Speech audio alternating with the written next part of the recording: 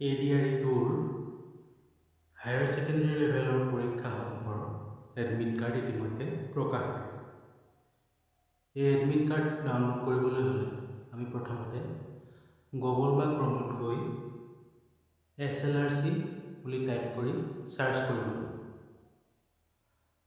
Search কৰি দিয়াৰ লগে লগে আমাৰ আগত এনেকুৱা এটা পেজ ওপেন হ'ব, SLRC সেৱা। ইয়াত ক্লিক কৰি দিয়াৰ লগে লগে এইটো পেজ আহিব। ইয়াত লিখা আছে ডাউনলোড এডমিট কাৰ্ড। ইয়াত তিনিটা লিংক আছে। ইয়াৰ যিকোনো এটা লিংকত ক্লিক কৰিলেই আমাৰ আগত এটা নতুন পেজ ওপেন হৈ যাব।